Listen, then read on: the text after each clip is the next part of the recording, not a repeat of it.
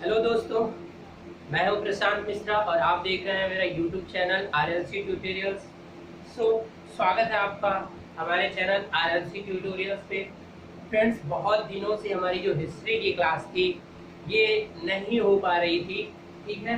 तो चलिए, आज बेसिकली अब तक जो पार्ट हुआ था और अब जो पार्ट होने वाला, वैसे भी अब से जो हम स्टार्ट करने वाले हैं, that is clearly known as the modern. It means arrival of British, ठीक है।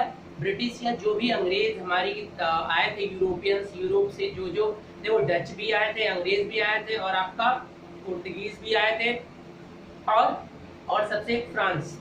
ये इतने कंट्रीज से लोग यहाँ पर आए थे और किस तरीके से उन्होंने कैप्चर्ड किया सारे इंडिया को, ठीक है।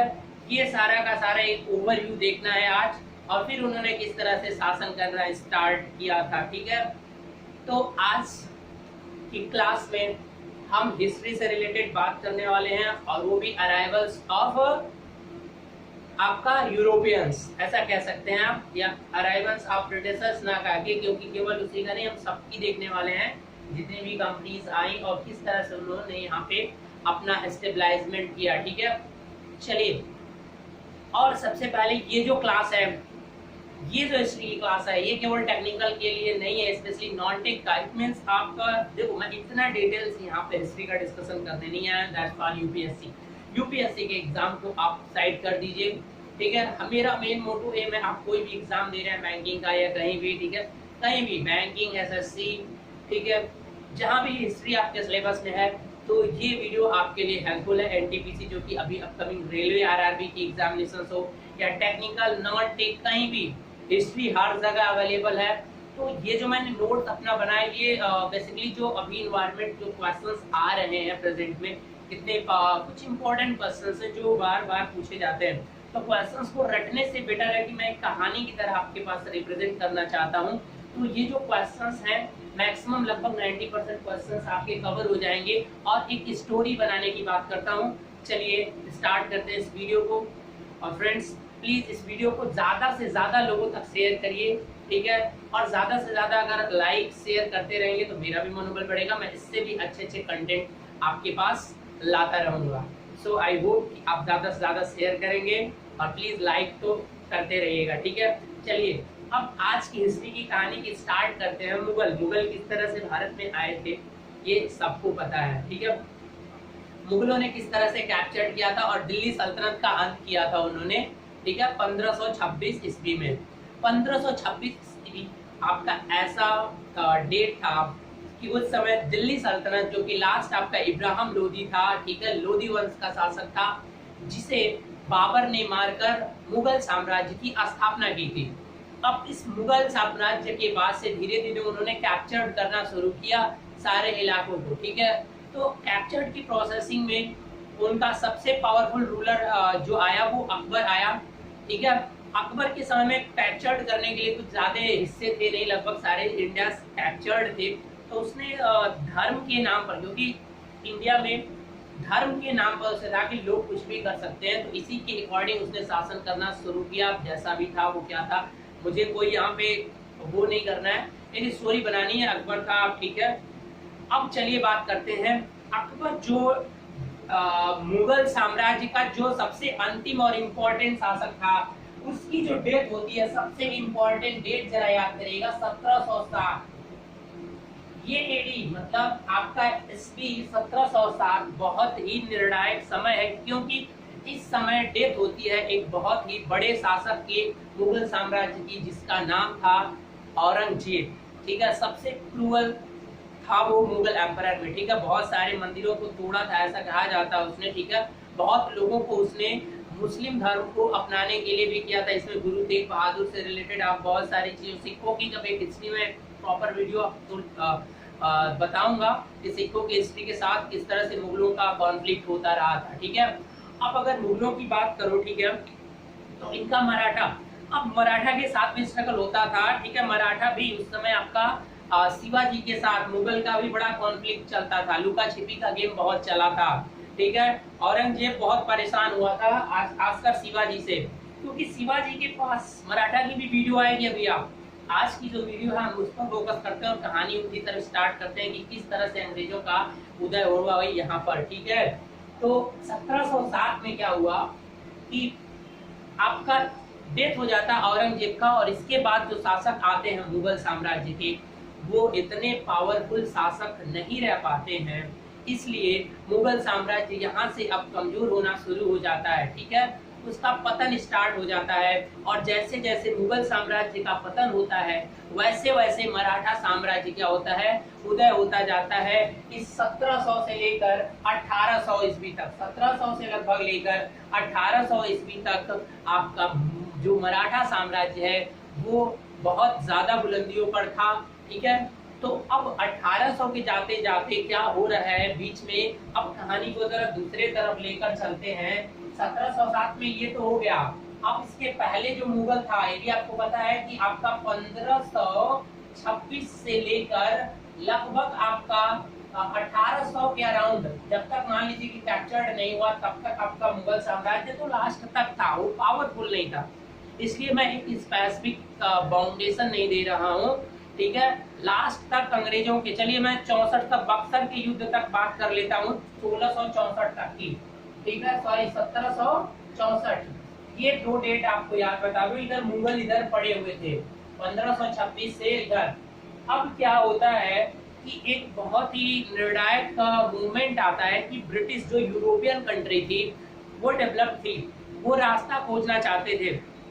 देखो जरा ध्यान से, मैप में अगर आप देखने की बात करेंगे ध्यान से, तो देखो ये बेटा कुछ, मैं करेक्ट मैप तो नहीं बना सकता, देखिए कुछ इस तरह से आपका मैप, ये आपका साउथ अफ्रीका, और इधर वाले पार्ट में समथिंग यूरोप पड़ता है, और बीच में आपका एशिया पड़ता है, और इधर आपका लगभग क्या था, इधर आपका भारत है। ठीक है, देखिए भारत तो लगभग बन ही जाता है। ठीक है,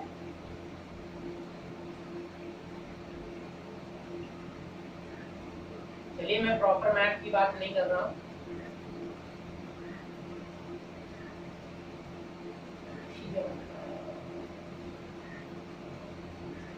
चलो भाई मैप की नहीं बात कर रहा हूँ, मान लो ये बीच में एशिया था, मेरे को बेसिकली समझाने से मतलब है, तो यूरोपियन इधर से नहीं आ सकते थे, बीच में जो तुर्क साम्राज्य था, ये इनके माल को कभी भी व्यापार की अलाउड नहीं करता था, बीच में वो अलाउड ही नहीं हो सकते थे, या तो मार काट दिए जाएंगे या तो जो भी मैटर था, मतलब ये जो बीच वाला अफ्रीका के ऊपर यूरोप से जो एशिया होके आने का रास्ता था भारत में, वो पॉपुलर नहीं था, या तो आपकी सामान लूट दिया, समुद्र लुटेरे भी उधर पड़े हुए थे बीच में, या बीच में तो टर्किश का बहुत मतलब पॉसिबल ही नहीं था, सिंपल से।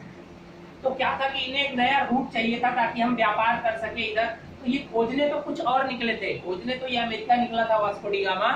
ठीक है, अमेरिका खोजने निकला था, लेकिन वो क्या हुआ, गलती से पहुंच गया भारत।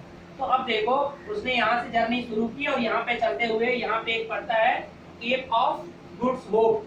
ठीक है, यहाँ पर वो आया, और यहाँ से मुझे एक भारतीय मिला जो कि मतलब इस रूट को जानता था, और फिर वो उसको यहाँ पर लेकर आया, और ये डेट जो थी यहाँ पे इसके आने की 1400 कितना था, 1400 आपको पता होगा कि 98, मतलब लगभग 1500 आते आते यहाँ पर एक जगह थी केरल में अभी है, ये कालीकट के नाम से जाना जाता है, एक आपका बंदरगाह है, यहाँ पर आता है सबसे पहले वास्को डी गामा।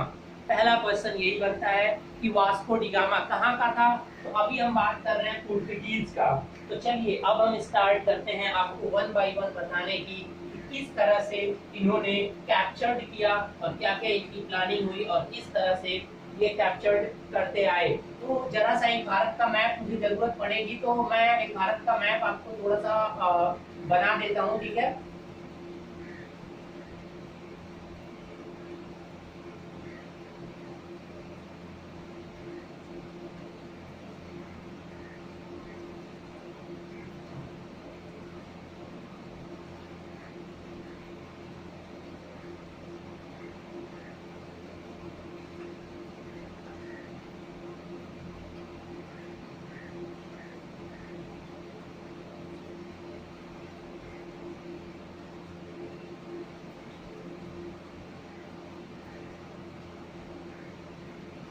तो साउथ वाले पार्ट को मैं छोड़ता हूँ। ठीक है, अभी आप उधर की कोशिश मत करिए। ठीक है,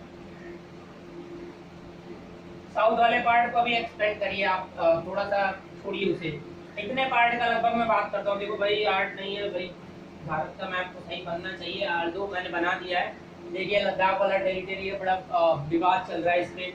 देखिए तो सबसे पहला जो पार्ट आता है पुर्तगीज का, ठीक है। सबसे पहले जो आपके आते हैं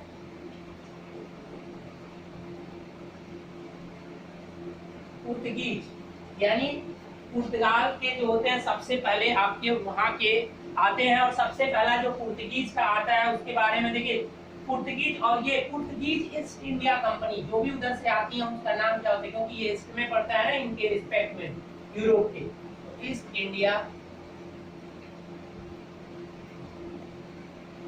कंपनी। चलिए भाई, ये सबसे पहले क्या हुआ, इसका सबसे पहला इंपॉर्टेंट क्वेश्चन कि 1498 में कौन आया, Vasco D gamma. Vasco D gamma, अगर स्पेलिंग थोड़ी सी गड़बड़ होगी तो आप थोड़ा मैनेज कर लेना। वास्को डी गामा आया और कहाँ पे आया, यहाँ पे कहीं ये केरल पड़ता है ना, केरल, यहाँ पर इसका बंदरगाह था। यहाँ पे लगभग केरल इतना नीचे, थोड़ा सा और नीचे कर दो तो यहाँ पर लगभग कालीकट है, तो मान के चलो कि कालीकट वो पहुंचा सबसे पहले, ठीक है ना। ये स्पेशल स्टेशन थोड़ा सॉरी ये यहाँ पे है, ठीक है। चलिए कालीकट, ये आपका मैं मान लिया, लिख दिया, मान लिया तो फिर है भाई, ठीक है। एग्जैक्ट आप मैप देखना, कालीकट पहुंचता है। कालीकट कहाँ पे, प्रेजेंट में केरल में। अब उसके पहुंचने के बाद से आया किस लिए, व्यापार करने के लिए, ठीक है। मसालों का व्यापार यहाँ से होता था बहुत ही अच्छे से, ठीक है। इसके बाद उन्होंने पहली अपनी फैक्ट्री कहाँ बनाई, फर्स्ट फैक्ट्री, पुर्तगीज ने अपनी जो फर्स्ट फैक्ट्री बनाई वो बनाई आपकी कहाँ पे, बता सकते हैं आप, कोचीन में, कोची, ठीक है। स्पेलिंग आप थोड़ा सा देख लेना इसकी, ठीक है। सॉरी सीओ से नहीं, केओस होता है ना, ठीक है। कोची या कोचीन अभी प्रेजेंट में नाम है। तो पहली इनकी जो फैक्ट्री बनी वो कहाँ पे बनी, कोचीन में बनी। देखिए ये नोट्स जो है मैं आपको प्रोवाइड करा दूंगा, ठीक है। जिनको चाहिए उन्हें बहुत अच्छे से बना हुआ है, ठीक है। मैं सेल्फ से ही बनाया हूँ, क्वेश्चंस को करके इसे प्रोवाइड करा दूंगा। और पहला पुर्तगीज गवर्नर कौन सा आया भारत, ये भी क्वेश्चन आता है, तो आप इसे भी नोट करिएगा, पहला पुर्तगीज गवर्नर, ठीक है।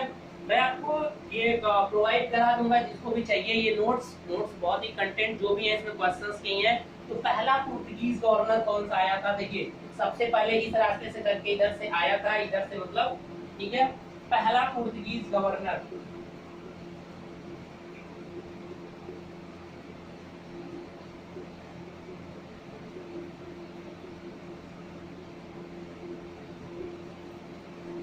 ये भी क्वेश्चन आता है किसी एग्जामिनेशंस में, अब बैंकिंग या कहीं भी आ सकता है। तो पहला पुर्तगीज गवर्नर कौन सा था, फ्रांसिसो अल, ठीक है, फ्रांसिस्को डी अल्मीडा, नाम लिख दे रहा हूं,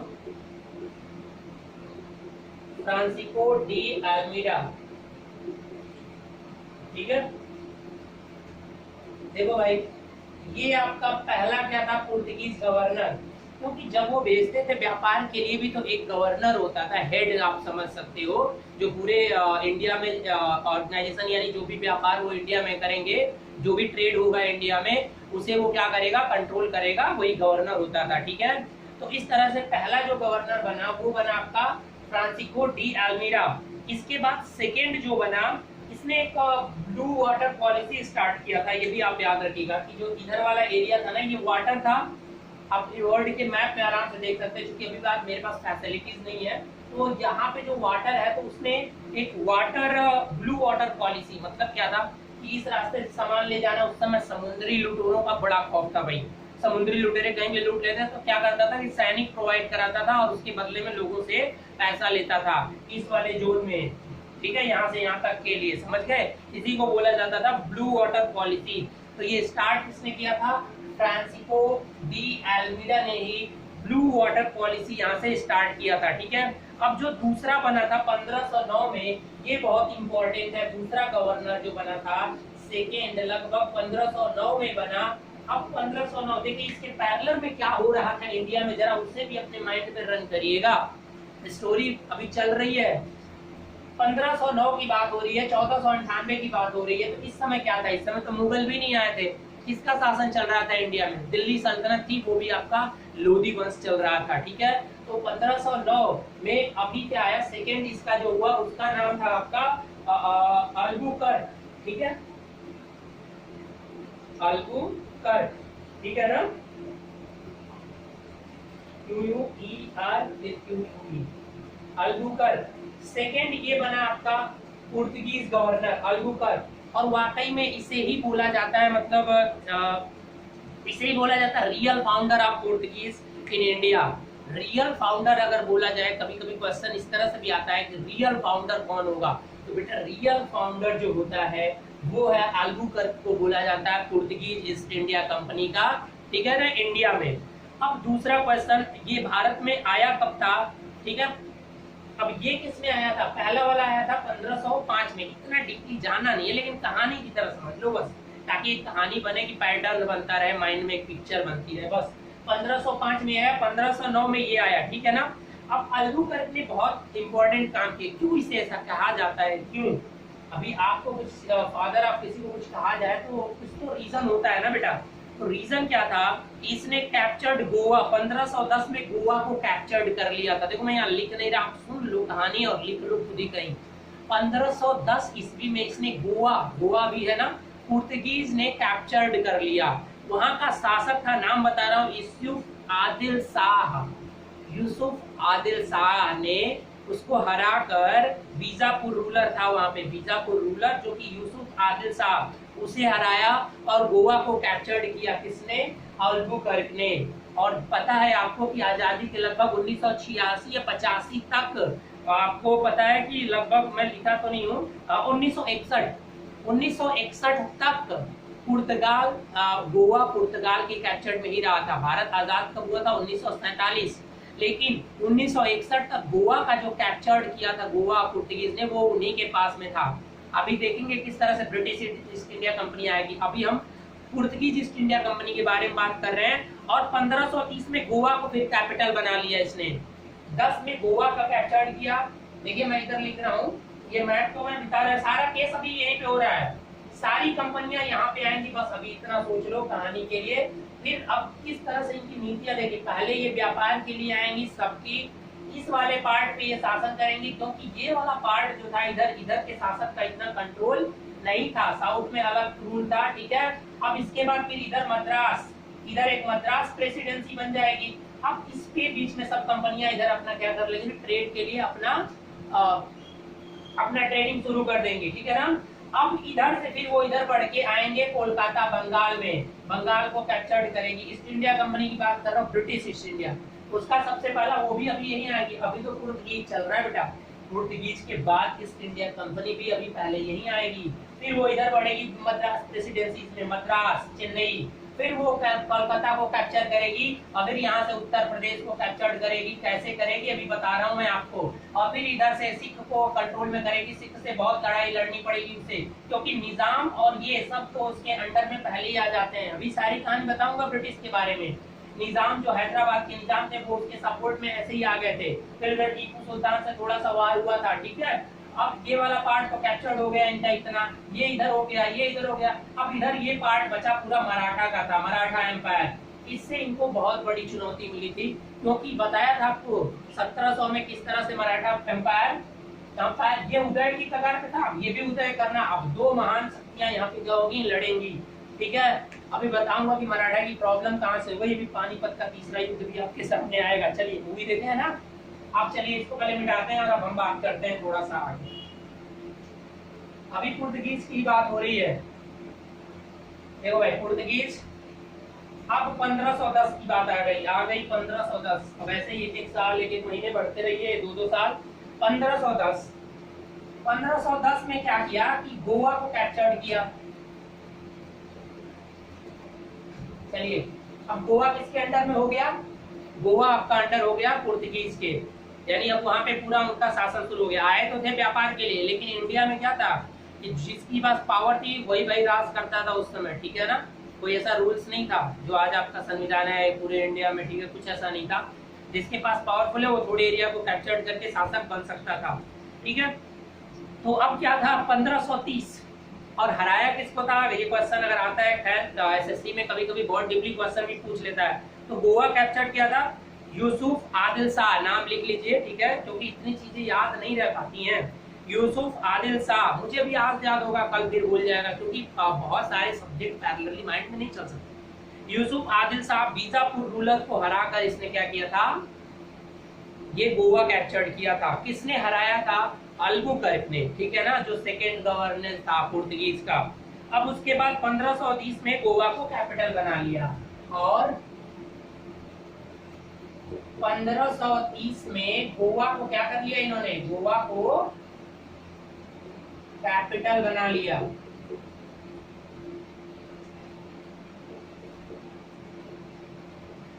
अब गोवा इनकी पूरी कैपिटल हो गई, यहाँ से इनका ट्रेड और पूरा सब कुछ शुरू हो जाएगा। अब जरा ये बताइए कि 1530 में अब क्या हो गया, 1530 की बात हो रही, इसका मतलब भारत के ऊपर वाले हिस्से में यानी मुगल साम्राज्य की स्थापना हो चुकी है।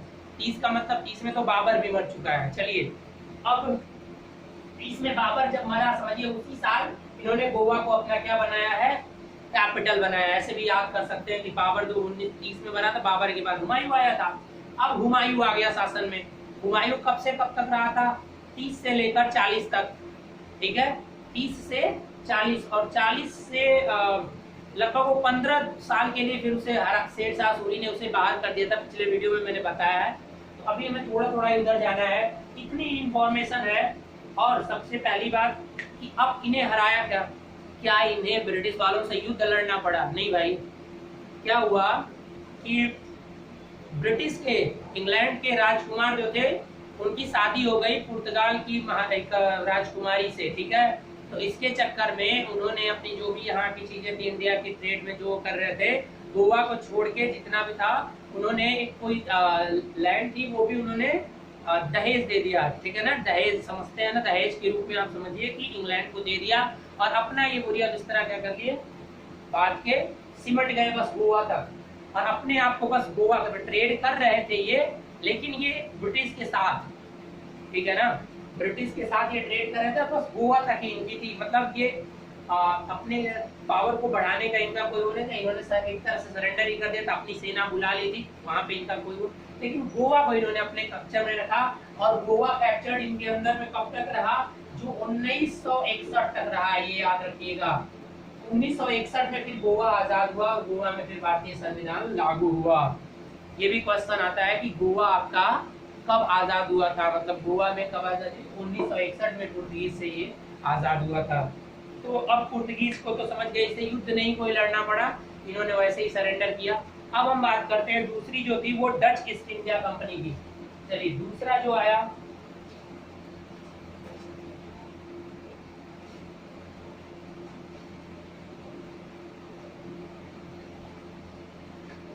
सेकेंड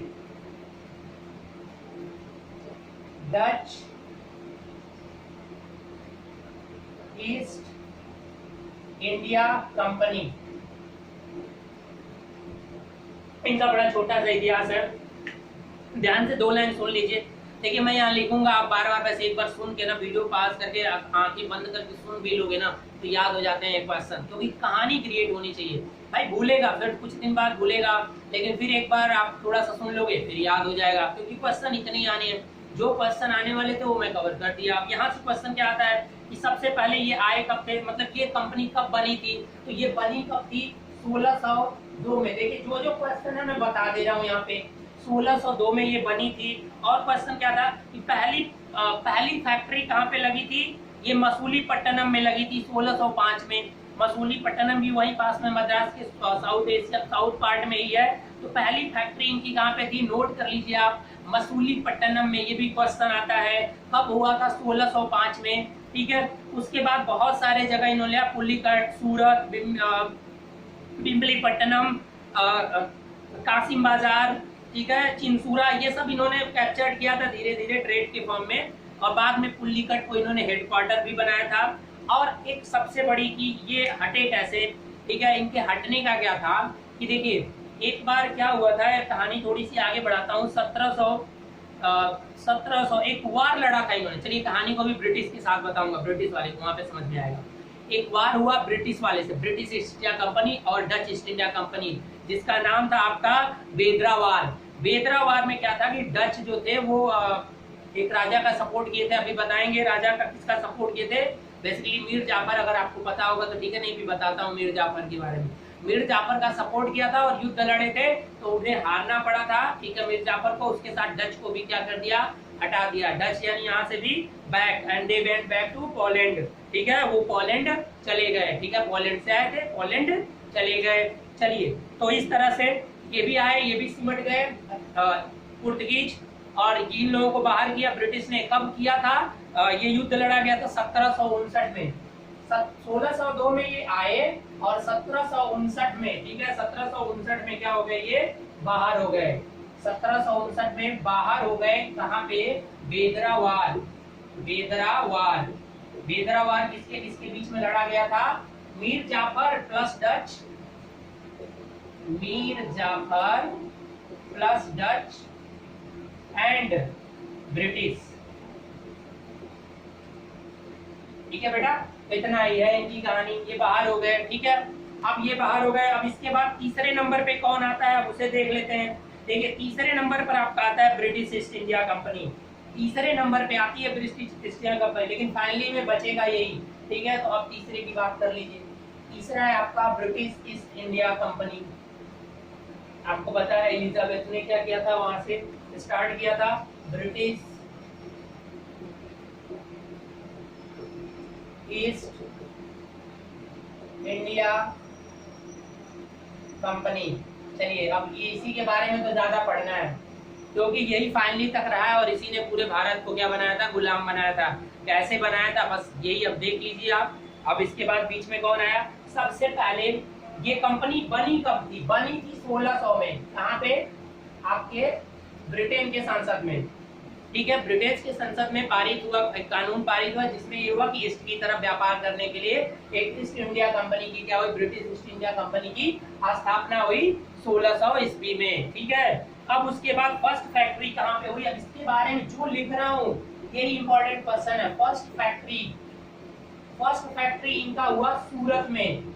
सूरत कहाँ है बेटा? सबको पता है, सूरत, ठीक है। और वो कब हुआ था? 1606 में। बनी कंपनी तो 1600 में थी, लेकिन भारत आया और उन्होंने पहली अपनी स्थापना जो की वो थी 1606 में, ठीक है। सूरत में 1606 में पहली, लेकिन वो लीगल नहीं थी, क्योंकि सूरत में पहले से पुर्तगीज रहते थे। अभी भाई शादी नहीं हुई थी अभी 1600 में। तो क्या था कि उस समय जब आए तो वहां से जो राजा था, अगर 1600 की बात करो तो कौन था? जहांगीर रहा होगा, ठीक है। तो जहांगीर ने क्या था कि उसको बहुत रिवेन्यू मिलता था, जो व्यापारी थे वो रिवेन्यू देते थे, तो इसलिए पहले से पुर्तगीज वहां थे। तो जहांगीर ने ये परमिशन नहीं दिया कि आप वहीं पे क्या करिए, अपनी भी फैक्ट्री बनाइए। उन्हें लीगल परमिशन नहीं मिला। इसके लिए उसके दो थे, विजिट किए जहांगीर को, हॉकिंस और थॉमस रॉ। हॉकिंस और थॉमस रॉ। देखिए, पहली जो फैक्ट्री बनी नॉट लीगल, ये नॉट लीगल थी, नॉट लीगल।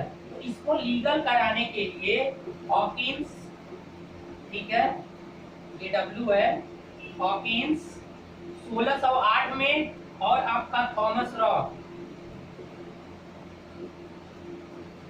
1615 में। दोनों लोग कहाँ गए? जहांगीर के दरबार में गए थे। जहांगीर के दरबार में गए थे, भैया मेरी कंपनी को क्या कर दीजिए, आप लीगल का आप क्या कर दीजिए, फरमान दे दीजिए। फरमान ही तो होता था ना उस समय, मुगलों के समय। फरमान जारी कर दीजिए भाई कि हमारी कंपनी क्या हो जाए, लीगल हो जाए। लेकिन पुर्तगीज से ज्यादा रेवेन्यू आता था, तो जहांगीर ने ऐसा नहीं किया।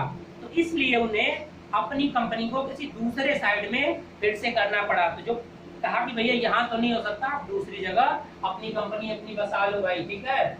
तो चलिए, तो जो दूसरी कंपनी आई, यानी फर्स्ट लीगल की बात करो, ये सारे क्वेश्चन आते हैं और कंफ्यूजन बड़ा रहता है बच्चों को इसमें। फर्स्ट लीगल फैक्ट्री, अगर फर्स्ट लीगल फैक्ट्री की बात करो तो वो आपकी हुई मसूलीपट्टनम में। मसूलीपट्टनम। अब इसी मसूलीपट्टनम में आपकी डच भी आए थे। किस सन में आए थे? अभी पीछे बात हुई थी 1605 में, वो भी थे। और ये जो मसूलीपट्टनम में इनकी जो हुई है 1611। यहाँ पे दो लोग हो गए मसूलीपट्टनम में, लेकिन यहाँ पे परमिशन दे दिया क्योंकि डच से इतना रिवेन्यू नहीं मिलता था, पुर्तगीज से थोड़ा ज्यादा लगाव था मुगल एम्पायर का, ठीक है। तो इनको परमिशन, मसूलीपट्टनम में भाई जाओ, मसूलीपट्टनम में तुम अपना कोठी बसा लो व्यापार करने के लिए, ठीक है। तो अब इनको फर्स्ट लीगल जो फैक्ट्री बनी वो मसूलीपट्टनम में बनी। अब 1637 में उन्हें मद्रास मिल गया।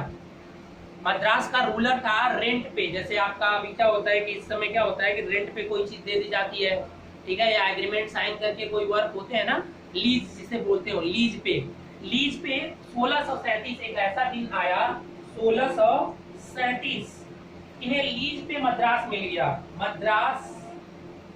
मद्रास के राजा जो थे, मद्रास के राजा ने वेंकट करके कोई था, उसने क्या कर दिया, वेंकट फर्स्ट, उसने मद्रास को लीज पे दे दिया कि भाई मद्रास के अंदर रहो, आप शासन भी करो और व्यापार भी करो, और जो रिवेन्यू एक पार्ट कितना आपको एक साल में मुझे देना है। जैसे अभी आपकी जमीन होती है, कोई व्यापारी आता है भाई कुछ करना है तो वो लीज देता है आपको एक साल, तो सेम ऐसे ही इसने लीज पर ले लिया। अब यहाँ से तगड़ा गेम शुरू हो गया ब्रिटिश का, और ये इंडिया में आकर ये क्या देख रहे थे बारीकी से क्या चल रहा है, सब लोग आपस में लड़ रहे हैं, छोटे छोटे साम्राज्य हैं, ठीक है, और एक दूसरे पे लोग हाथ लगाए बैठे हुए हैं, तो ये सारे का फायदा उठाएंगे। अभी ये देखिए किस तरीके से।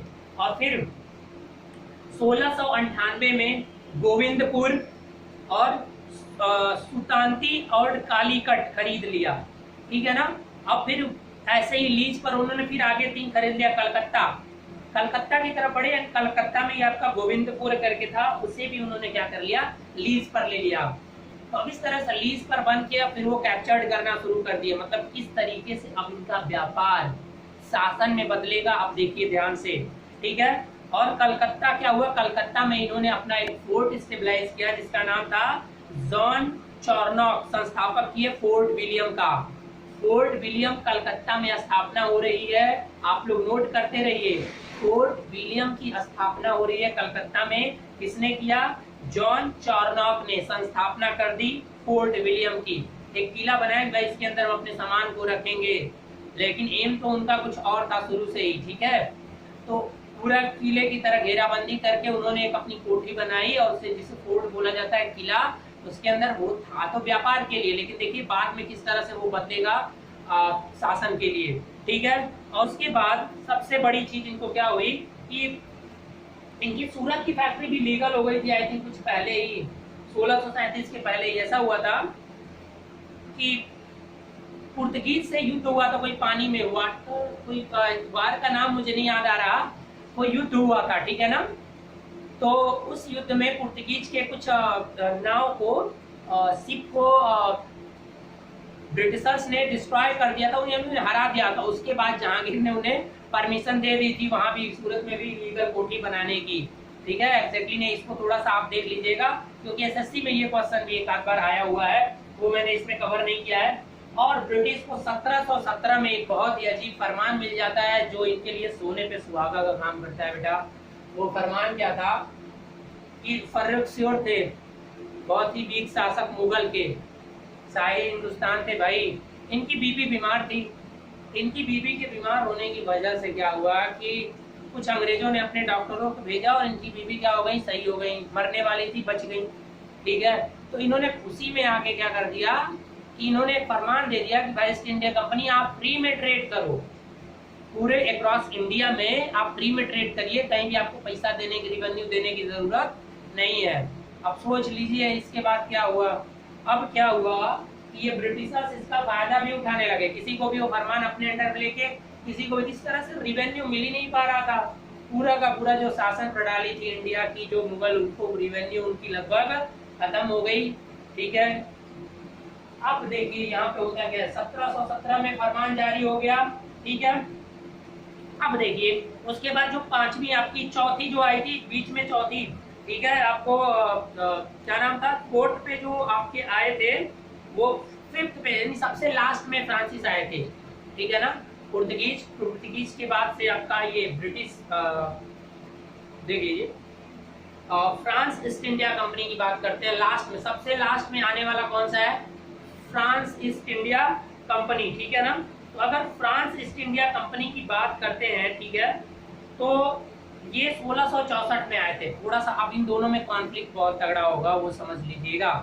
इतने क्वेश्चन तो क्लियर है ना बेटा, ये सब क्वेश्चन आते हैं, बहुत इंपॉर्टेंट क्वेश्चन हैं ये, जो भी यहाँ पे लिख रहा हूँ मैं और जो बोल रहा हूँ, अब ध्यान से सुनिए कि फ्रांस ईस्ट इंडिया कंपनी जो फ्रांस से आती है वो 1664 में सबसे लास्ट में इंडिया आती है, और पहली फैक्ट्री वो 1668 में सूरत में लगाती है। नोट करते जाइए आप, 1664 में आएगी, और पहली फैक्ट्री जो क्वेश्चन है ये बता रहा हूँ, ये बहुत इंपॉर्टेंट क्वेश्चन है, लिखने से कोई फायदा नहीं, आप लिखते रहिए।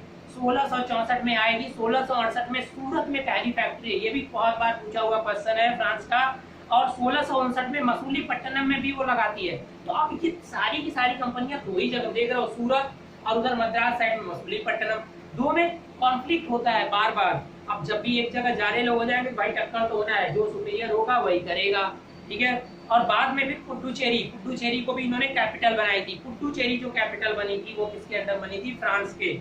अब एंग्लो फ्रांस वार हुआ, ब्रिटिश और फ्रांस के बीच में एंग्लो फ्रांस वार हुआ, और लास्ट में जो 1660 में, अब देखिए फ्रांस की बात कर लेते हैं थोड़ा सा,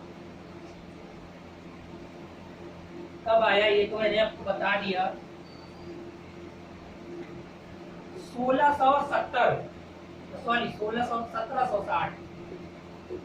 1760 में क्या हुआ?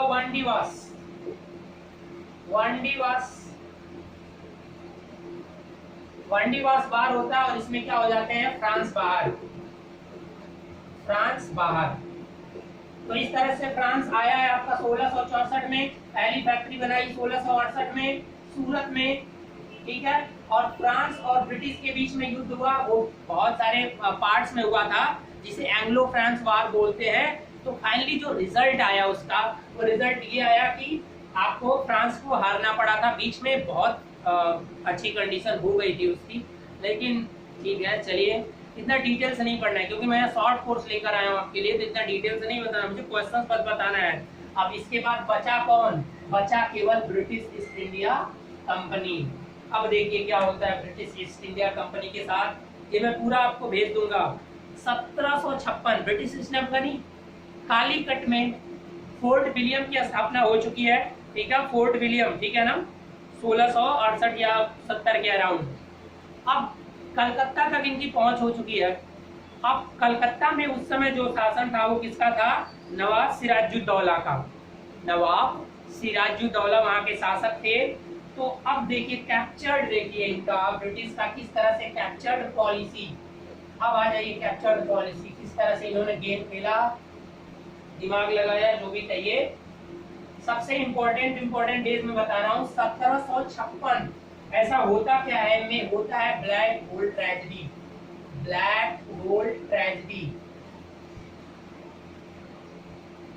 अब ये ब्लैक होल ट्रेजेडी क्या है?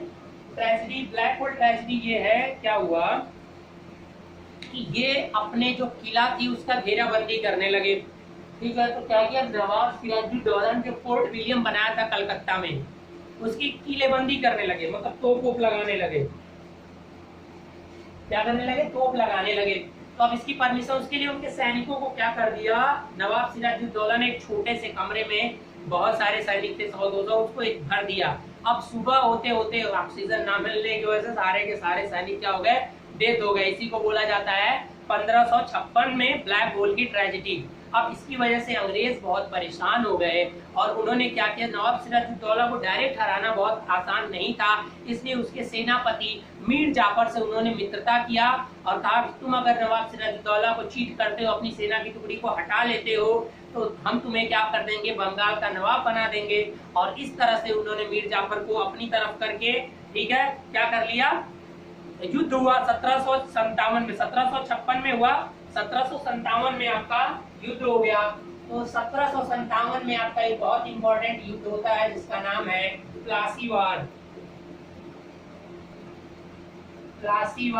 किसके किसके बीच में लड़ा गया था? नवाब सिराजुद्दौला और अंग्रेजों के बीच में ये युद्ध लड़ा गया था, और इसमें नवाब सिराजुद्दौला को हारना पड़ा, क्योंकि इसके मीर जाफर ने क्या किया, धोखा दिया था, जिसकी वजह से नवाब सिराजुद्दौला को हारना पड़ा। अब ये किस नदी के किनारे हुआ था, ये भी कभी कभी पूछता है, तो बेटा भागीरथी नदी के किनारे हुआ था ये वार, याद रख लीजिएगा। किस नदी के किनारे? भागीरथी नदी के किनारे प्लासी वार लड़ा गया था। पटना में आपको पड़ेगा भागीरथी नदी, प्लासी आपका बिहार साइड में है, ठीक है। अब देखिए, अब बात करते हैं आपका मीर जाफर इसके बाद नवाब बना बंगाल का। अब नवाब तो ये बन गया, लेकिन था ये कठपुतली अंग्रेजों का। इसके बाद क्या हुआ कि 1759 में बेदरा वार हुआ। ये परेशान हो गया अंग्रेजों से। इसने क्या किया कि दिमाग लगाया, फिर भाई डच भी तो हैं, इनकी भी सेना बड़ी स्ट्रांग है लड़ने में, उसको अपनी तरफ मिलाया और कहा कि मैं फिर, क्योंकि उन्हें बहुत रिवेन्यू देना पड़ता था, वो बहुत दखलंदाजी करते थे ब्रिटिश।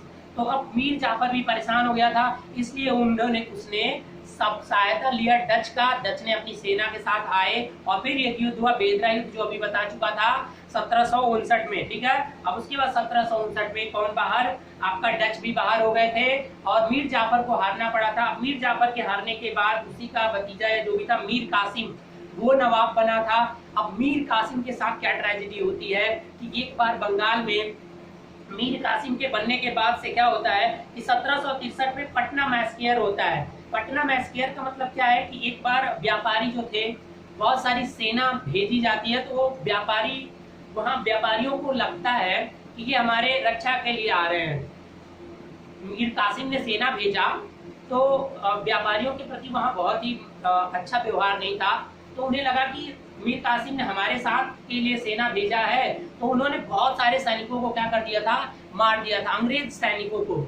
अब इसकी वजह से फिर ईस्ट इंडिया कंपनी गुस्सा होकर मीर कासिम को क्या कर दिया, उसने हटा दिया।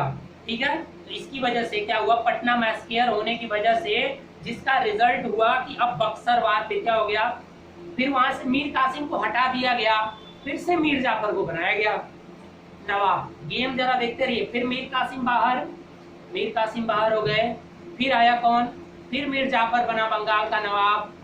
नवाब जो भी बन रहा है वो कठपुतली ही है।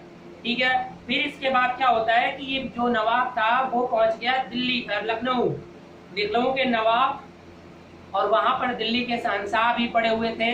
और नवाब जो दिल्ली के शाहे हिंदुस्तान, मीर कासिम और लखनऊ के नवाब, तीनों लोगों ने मिलकर, मीर कासिम ने भी भड़काया चलिए हम युद्ध करते हैं।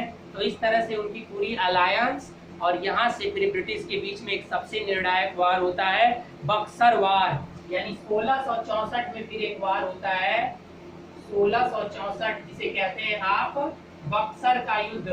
ठीक है, बक्सर वार होता है किसके किसके बीच में, मीर कासिम, याद नोट कर लीजिए, मीर कासिम और लखनऊ के नवाब, ठीक है, सिराजुद्दौला, और उस समय भारत के शहंशाह थे, भारत के मतलब शाहे हिंदुस्तान जिसे बोला जाता है। तीनों लोगों की एक आर्मी थी। ठीक है, और अकेले ब्रिटिश के बीच में हुआ था गंगा नदी के किनारे। बक्सर मतलब बिहार में है ना, ये शायद तो क्लासिक आपका बंगाल में पड़ता है, गलत हो गया। ये गंगा नदी के किनारे वार लड़ा गया था और इसमें आपको ब्रिटिश विजयी हुए और बस यहीं से गेम सारा शुरू हो गया। अब इसके बाद क्या हो गया है, यहाँ से ट्रीटी ऑफ इलाहाबाद साइन हुआ। इस युद्ध को शांत होने के बाद से Allahabad treaty of Allahabad sign हुआ, जिसमें ड्यूअल सिस्टम स्टार्ट हुआ कि अब कंपनी जो है रिवेन्यू वो कलेक्ट करेगी, आप शासन देखिए, लेकिन पैसे जो कलेक्ट करने का काम है वो ईस्ट इंडिया कंपनी करेगी। और ये ड्यूअल सिस्टम में, इसके कारण बंगाल में जाकर बहुत ही ट्रेजेडी, मतलब बंगाल में बहुत ही ग्रेट फिनाइन पड़ा, मतलब बहुत ही बड़ा अकाल पड़ा था, जिसकी वजह से फिर वारेन हेस्टिंग्स आया 1773 में। उसने देखा कि ईस्ट इंडिया कंपनी अब लूटने लगी है, ये जो रिवेन्यू था वो ब्रिटिशर्स को भी नहीं जा रहा था, ठीक है, यूरोप में नहीं जा रहा था, यानी लोग ब्रिटिश वाले जो लूटने लगे थे लोगों को, बहुत ही बड़ा सूखा पड़ गया था। इसकी रिपोर्ट दिया उसने ईस्ट इंडिया कंपनी, मतलब यूरोप में। उसके बाद एक रेगुलेटिंग एक्ट पारित हुआ 1773 में, और वहां से कंपनी का पूरा क्या हो गया कि अब व्यापार नहीं, अब उसका शासन हो गया कि अब शासन करना है। अब पॉलिसीज इन्होंने स्टार्ट कर दिया, रेगुलेटिंग एक्ट आया, उसमें क्या हुआ कि जो इन्होंने रेसिडेंसीज बनाई थी मद्रास या जो भी, अब वो बन के कलकत्ता हो गया, और कलकत्ता में एक हाई कोर्ट की स्थापना कर दिया इन्होंने, सॉरी सुप्रीम कोर्ट की स्थापना हो गई। अब यहाँ से जो आपकी ट्रेड थी अब वो एडमिनिस्ट्रेशन में घुस गया, अब उनका एरिया हो गया कि कैप्चर्ड करना। चलिए, तो अब हम अगली वीडियो में देखेंगे कि बाकी के कैप्चर्ड किस तरीके से अंग्रेज करेंगे। ठीक है,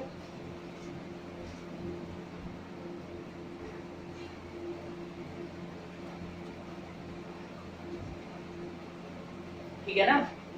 हेलो, हाँ, एक और बात कि जो अब यहाँ से 1773 से हुआ क्या कि गवर्नर जनरल ऑफ बंगाल बन गया। अब तो गवर्नर जनरल ऑफ बंगाल पहला कौन सा बना, वारेन हेस्टिंग्स।